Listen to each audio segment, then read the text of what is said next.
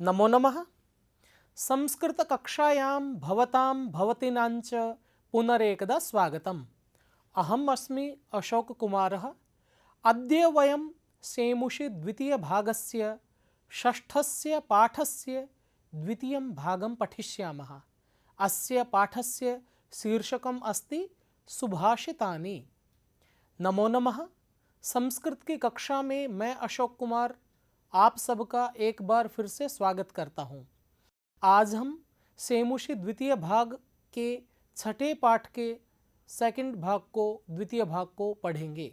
प्रथमे भागे वयं पाठस्य प्रथम पंच सुभाषितानि पठितवन्तः। एकदा पुनः स्मरणं कुर्मः। छठे पाठ के पहले भाग में छात्रों हमने पहले 5 सुभाषित पढ़े थे। आइए एक बार संक्षेप में पुनरावृत्ति कर लेते हैं।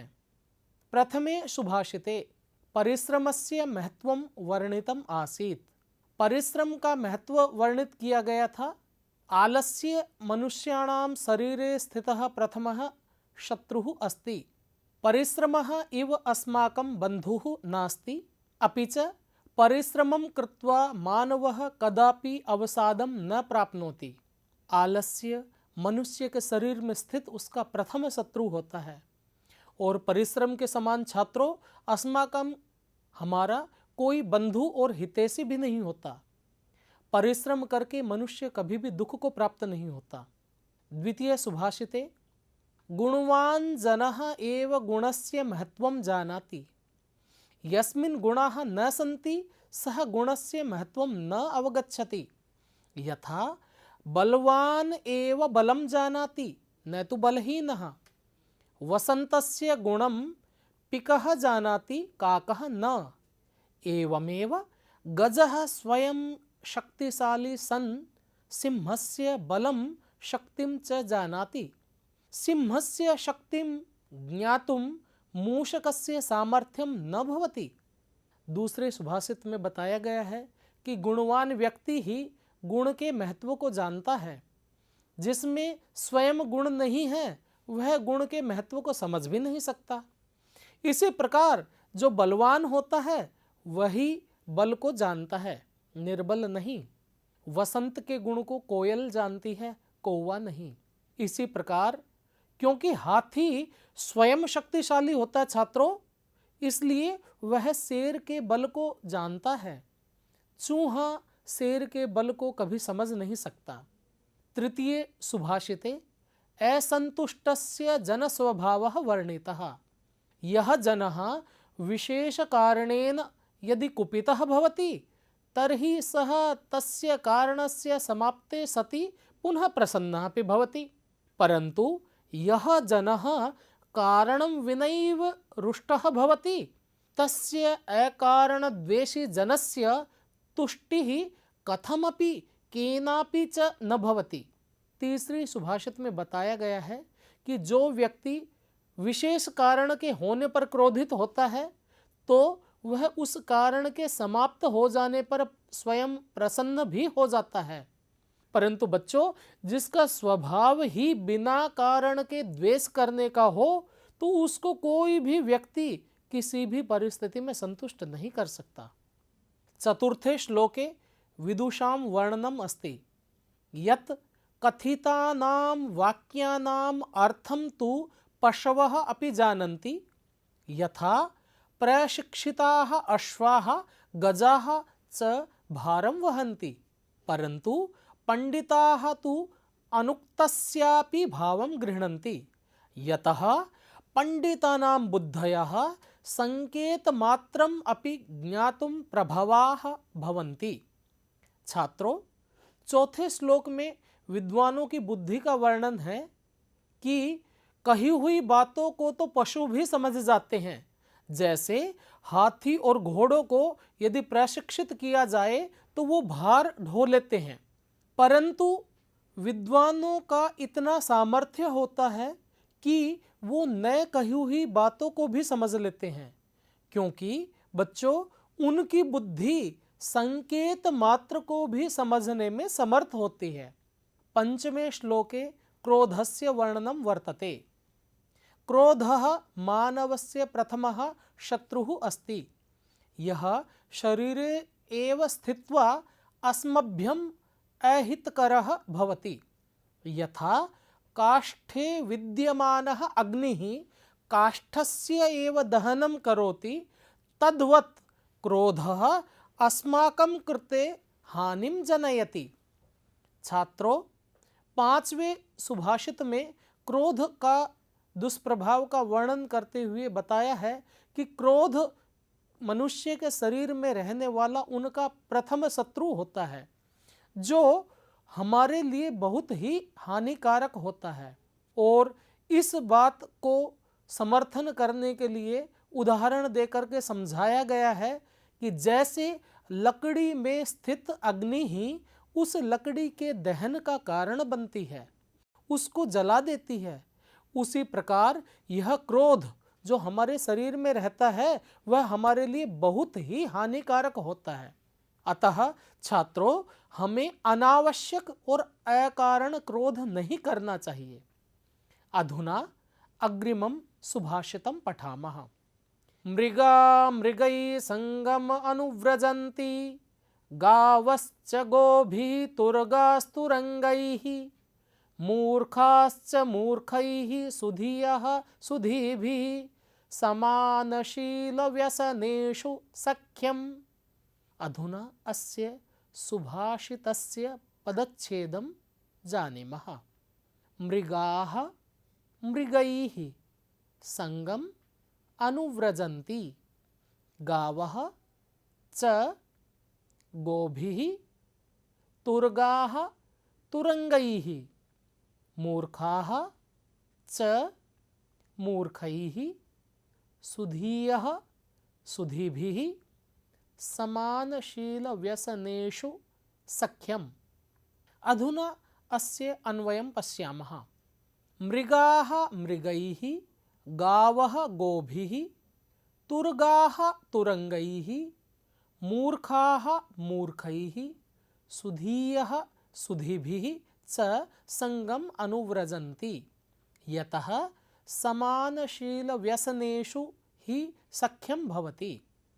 भावार्थः: मृगाः मृगैः सह एव संगतिं कुर्वन्ति, गावः गोभिः सह संगतिं कुर्वन्ति, अश्वाः अश्वैः सह, मूर्खाः मूर्खैः सह, तद्वत् विद्वांसः विद्वद्भिः सह संगतिं कुर्वन्ति।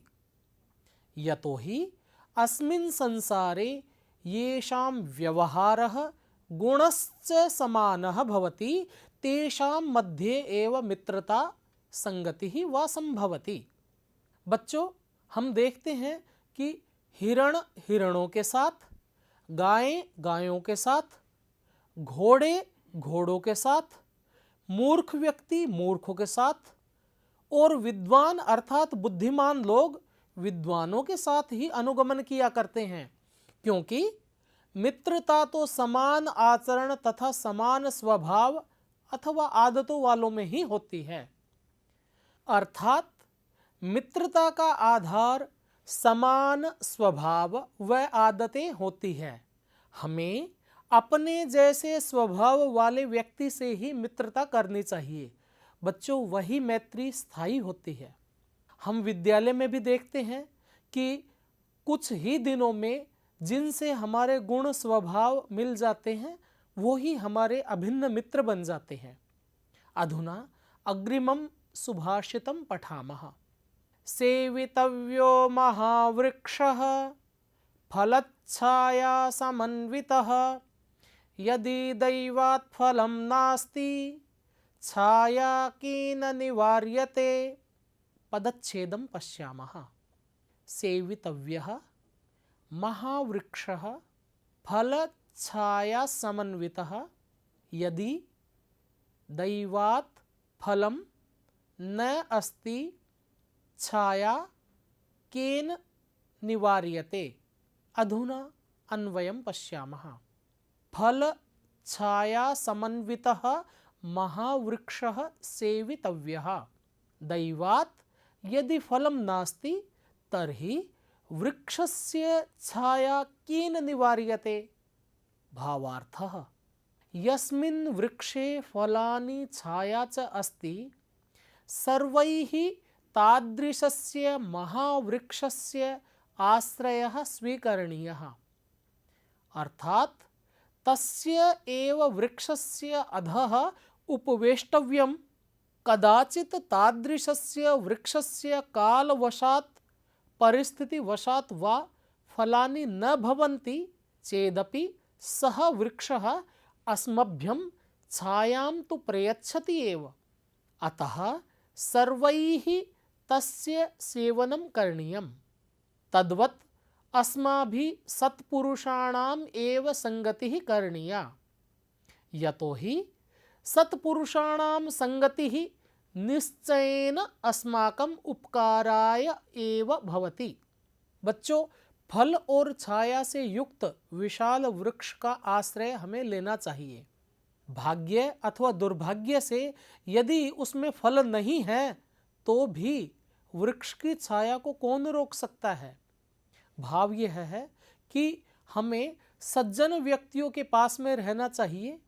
यदि वो हमारी अर्थ से सहायता नहीं कर सकते, धन से सहायता नहीं कर सकते, तो भी धन के नष्ट होने की स्थिति में उनके पास रहने से हमें सम्मान तो मिल ही जाएगा, उनके अनुभव का लाभ तो हमें मिल ही जाएगा।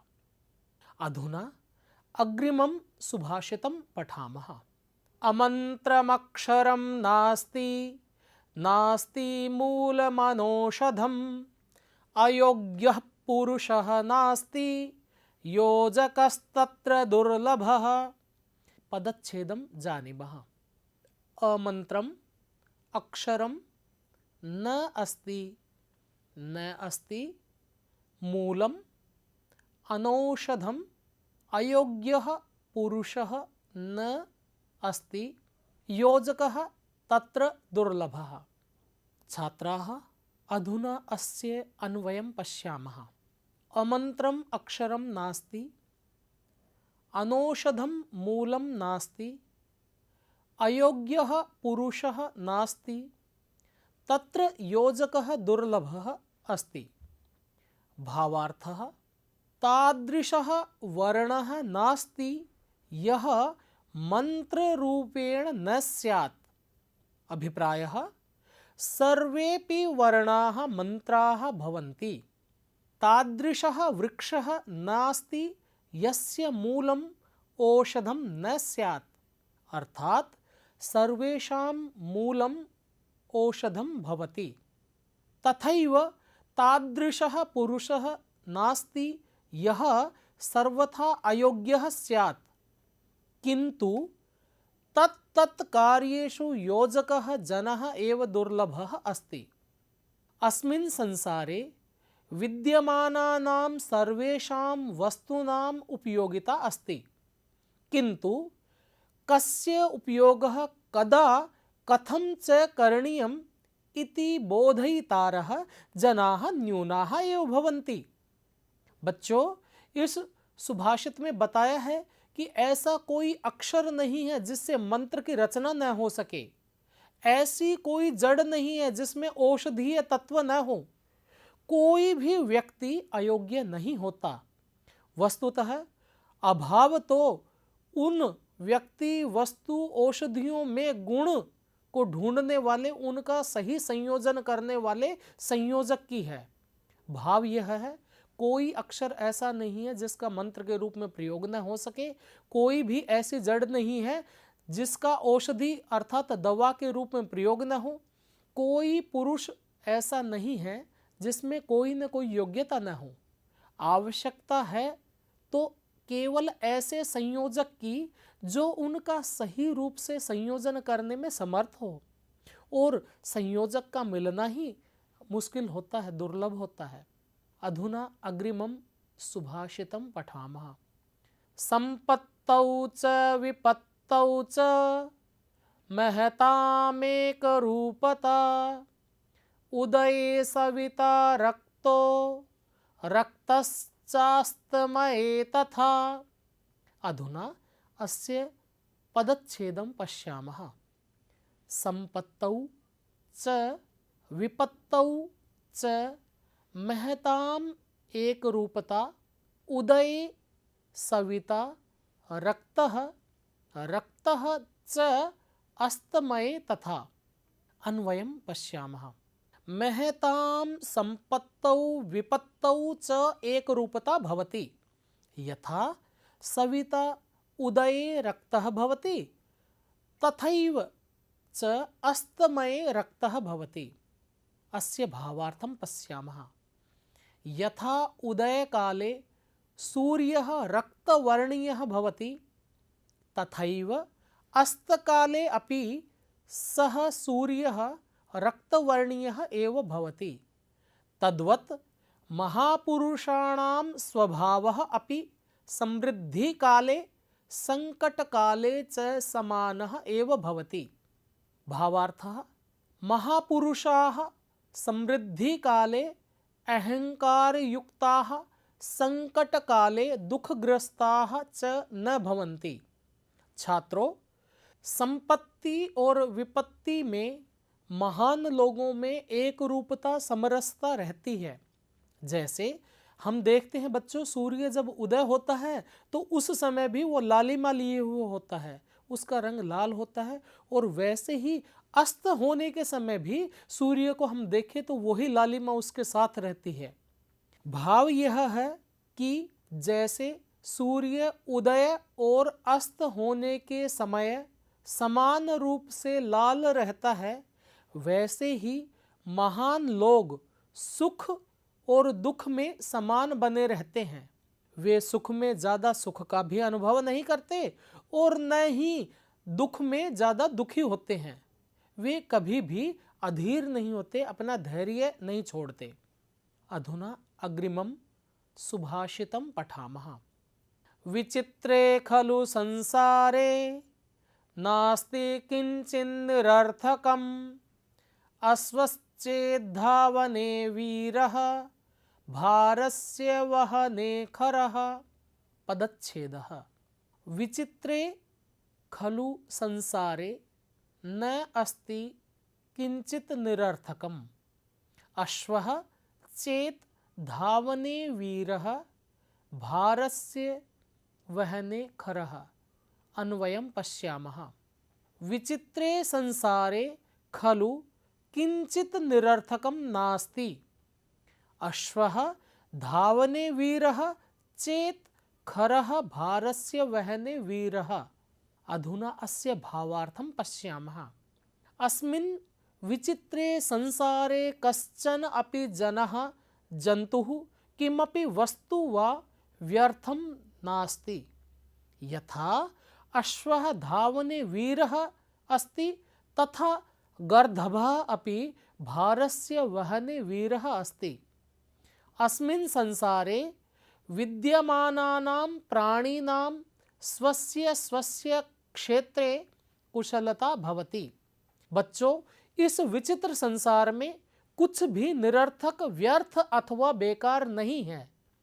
घोड़ा दौड़ने में वीर अर्थात श्रेष्ठ है, तो गधा भार ढोने में वीर अथवा श्रेष्ठ होता है। भावार्थ समझते हैं। यह संसार बड़ा ही विचित्र है, इसमें कुछ भी अनुपयोगी नहीं है। प्रत्येक की अपनी अपनी उपयोगिता है। कोई वस्तु किसी काम में आती है तो कोई दूसरी जगह काम में आ जाती है। अधुना पाठः समाप्तः। पाठस्य अभ्यासकार्यं पश्यामः। एकपदेन उत्तरता। छात्राः, अस्य प्रश्नस्य उत्तरम् अस्माभिः एकपदेन अधिकाधिकपदद्वयेन एव दातव्यम्। बच्चों, एक पदेन उत्तरता का अर्थ ही है कि एक शब्द में उत्तर देना। यदि कभी परिस्थिति इस तरह से हो जाती है कि एक पद में उत्तर देना संभव नहीं है तो हम दो पदों का प्रयोग कर सकते हैं। क मनुष्याणां महान रिपुः कः आलस्यम्। गुणी किं वेत्ति गुणम्। केषां संपत्तौ च विपत्तौ च एकरूपता। महतां पशुना अपि कीदृशः गृह्यते? उदीरितोऽर्थः उदयसमये अस्तसमये च कः रक्तः भवति? सूर्यः। अधुना अधोलिखितानां प्रश्नानाम् उत्तराणि संस्कृतभाषया लिखत इति प्रश्नः अस्ति।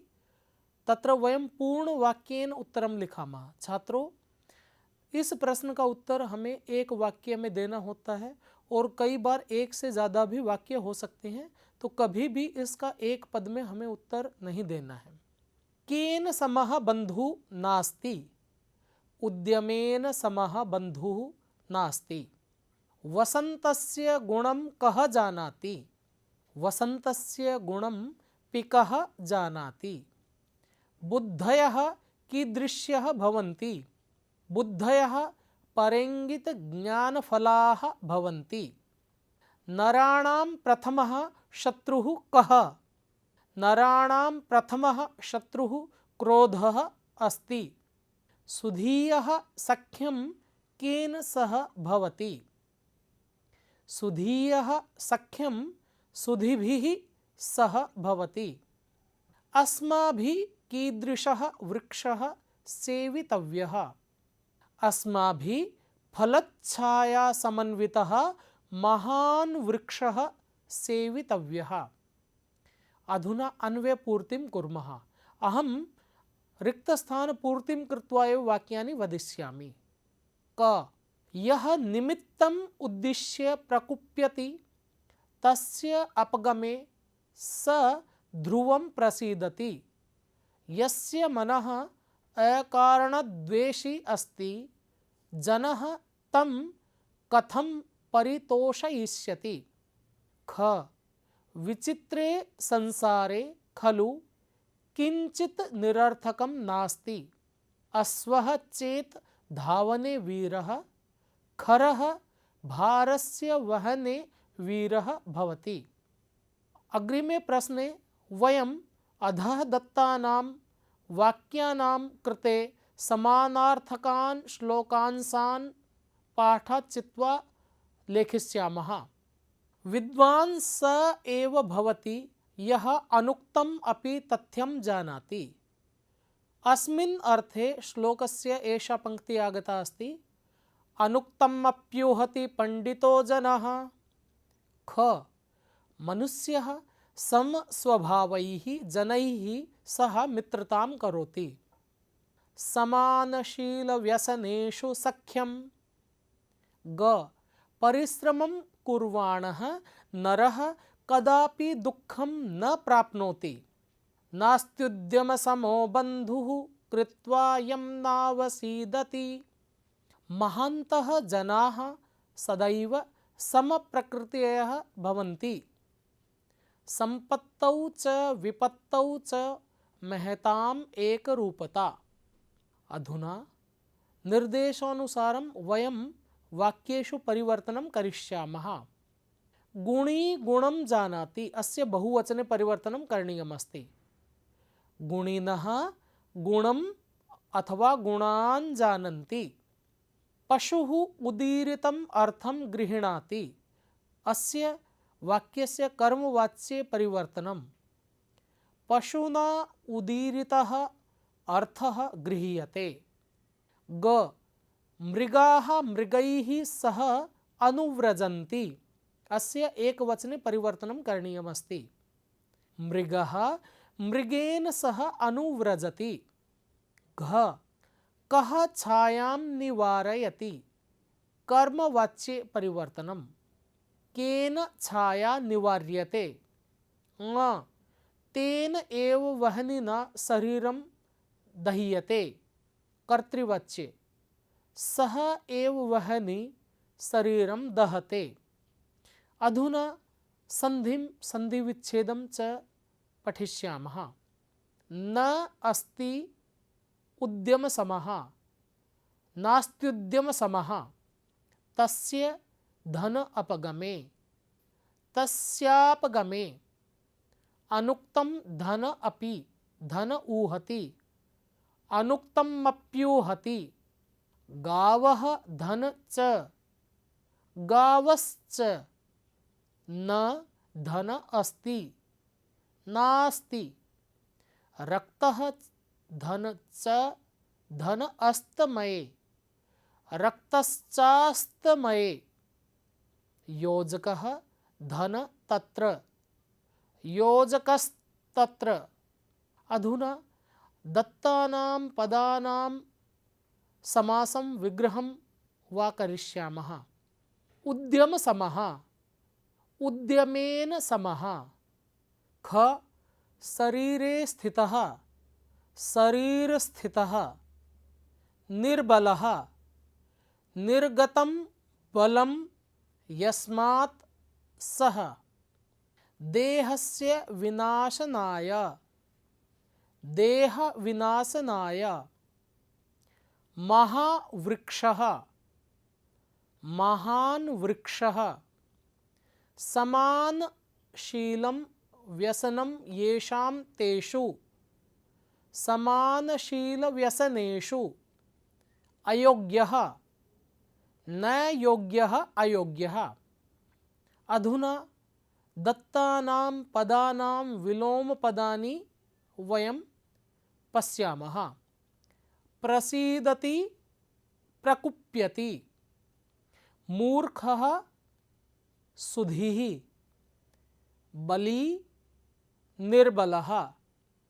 सुलभः दुर्लभः। संपत्तौ विपत्तौ। अस्तमये उदये। सार्थकं निरर्थकम्। छात्राः, एषः पाठः अद्य समाप्तिं गच्छति। अस्मिन् पाठे अस्माभिः उत्तमानि सुभाषितानि पठितानि। मे विश्वासः यत् एतानि सुभाषितानि भवतां जीवने सर्वदापि भवतां मार्गदर्शनं करिष्यन्ति। अग्रिमे भागे एकं नूतनं पाठं स्वीकृत्य पुनः आगमिष्यामि। पुनः मिलामः। भवेत् तावत् सुखं मङ्गलम्। धन्यवादः।